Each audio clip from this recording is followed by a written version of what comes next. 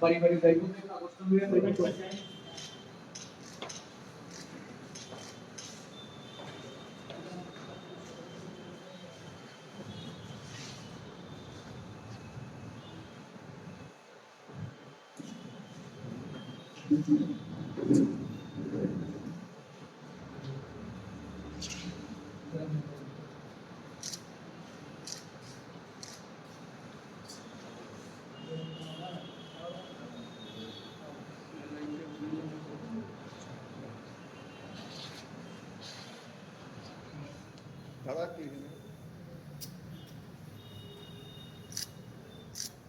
নিহত হন কংগ্রেস সমর্থিত পরিবারের ছেলে শ্রী পাপাই সাহা মহাশয় এবং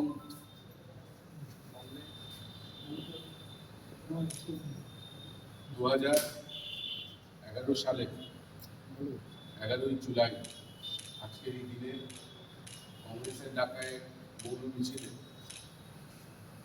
যখন মৌন মিছিল উপস্থিত আছেন আমাঞ্চল এসসি চেয়ারম্যান শ্রী নিরঞ্জন দাস মহাশয়, উপস্থিত আছেন সদর জেলা সভাপতি।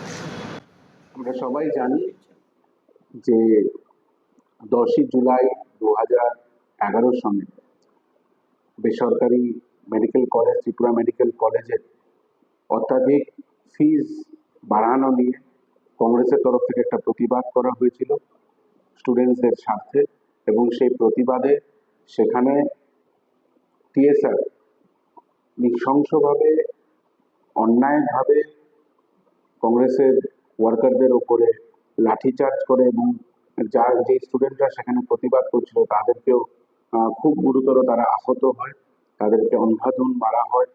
এবং তারপরের দিন অর্থাৎ 11ই জুলাই 2011-তে সেই লাঠিচার্জের বিরুদ্ধে, সেই পুলিশের হিংস্র চরিত্রের বিরুদ্ধে ত্রিপুরা প্রদেশ কংগ্রেস কমিটির তরফ থেকে একটা মৌন মিছিল বের করা হয়েছিল।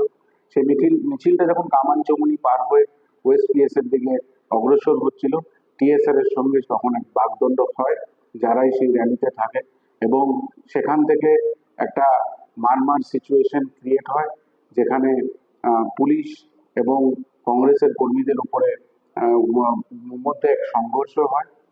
সেই সংঘর্ষে তখন একটা টিএসআর কমান্ডেন্টের গাড়ি শ্যামসুন্দর কোম্পানি জুয়েলার্সের সামনে দাঁড়ানো ছিল।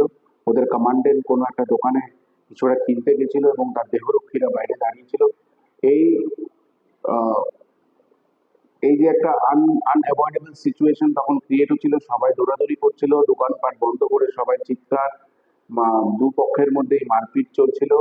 তখন কিছু বুঝতে না পেরে সেই কমান্ডেন্টের দেহরক্ষীরা ওপেন ফায়ার করা শুরু করে, এবং টিএসআর যখন ওপেন ফায়ার করে একটা গুলি গিয়ে পাপাই সাহার কাঁধে লাগে, এবং উনি সেখানেই নিঃশ্বাস ত্যাগ করে স্পট ডেড হয়।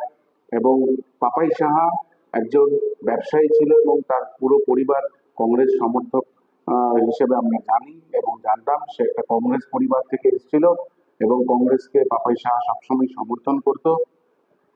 এবং আজকে 2011 থেকে আজকে 2025 প্রায় 14 বছরের উপরে হয়ে গেছে। কিন্তু আমরা আগেও যখন বামফ্রন্ট সরকার ত্রিপুরায় ছিল, সিবিআই এনকোয়ারির জন্য ত্রিপুরা প্রদেশ কংগ্রেস কমিটির থেকে দাবি তোলা হয়েছিল, এবং তৎকালীন সময় শ্রীমতী সোনিয়া গান্ধীজি পাপাই সাহার মাকে একটা চিঠি লিখেও পাঠিয়েছিল, তো ওনার যাতে উনি যাতে শক্ত থাকেন, এবং ওনার যে লস, উনি যে জিনিস হারিয়েছে সেই জিনিস তো আর ফিরে পাওয়া যাবে না, কিন্তু পাপাই যাতে আত্মার শান্তি হয়, একটা চিঠি পাঠানো হয়েছিল। কিন্তু আমরা দেখলাম বামফ্রন্ট সরকার এই পাপাই হত্যাকাণ্ডের কোন রকম এনকোয়ারি করায়নি, এবং তারপরে যখন ভারতীয় জনতা পার্টির সরকার ত্রিপুরাতে এসছে, আমরা দেখেছি যে ভারতীয় জনতা পার্টিও এই যে পাপাই সাহার হত্যাকাণ্ড তা নিয়ে তারা কোনো ইনকোয়ারি করেনি, তাদের কোনো হেলদোল নেই। আমরা ত্রিপুরা প্রদেশ যুব কংগ্রেসের তরফ থেকে এই সরকারকে আবেদন করব যে উনি যাতে পাপাই হত্যাকাণ্ডের যারা আসল দোষী তাদের কে চিহ্নিত করে এবং পাপাই সাহার পরিবার যেন আজকে 14 বছর ধরে যে ন্যায় পাওয়ার জন্য যে বসে মানে আজও অপেক্ষায় আছে, সে ওদের পরিবার এবং পাপাই সাহা যেন ন্যায় পায়।